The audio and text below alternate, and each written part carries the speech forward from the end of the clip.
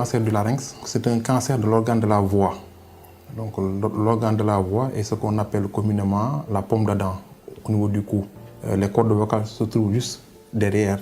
Donc c'est un organe qui sert à la phonation, donc à la voix, à la communication, mais également à la respiration. Lorsqu'on fume, donc on inspire la fumée, donc qui passe par cet organe avant d'arriver au niveau des poumons.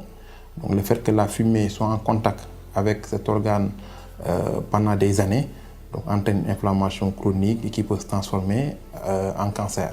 Donc quand ces patients arrivent chez nous, donc nous faisons un examen de l'organe, donc un examen du larynx. Et lorsqu'on fait cet examen, nous voyons qu'il y a la maladie qui débute au niveau d'une ou des deux cordes vocales. Quand on a le diagnostic maintenant du cancer, il faut maintenant traiter le cancer. Donc habituellement, nous réalisons une chirurgie, nous les opérons, parce que plus de 90% de nos patients viennent à des stades tardifs. Après cette intervention lourde qui dure parfois 5 à 6 heures de temps, les patients sont envoyés en radiothérapie.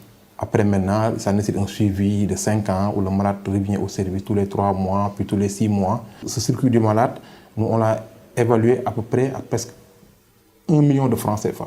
Maintenant, il y a des coûts indirects du traitement qui sont peut-être plus chers que le coût direct. La première étape d'abord, c'est la prévention de la maladie elle-même. Donc sensibiliser les jeunes à l'utilisation du tabac, parce que c'est la principale cause de la maladie.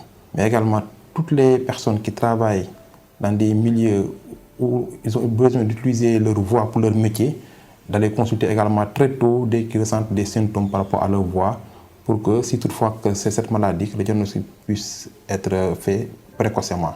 Quand vous avez déjà la maladie et qu'on vous est déjà opéré, ne pas continuer à utiliser le tabac également, parce que sinon on peut faire également un deuxième cancer. Le plaidoyer que nous lançons, c'est que pour qu'on aide ces patients à être pris en charge en diminuant les coûts de traitement, en leur facilitant également l'accès au traitement, l'accès à la radiothérapie surtout, voilà, parce que c'est des soins assez coûteux pour des patients qui sont à la retraite ou bien qui n'ont plus d'activité.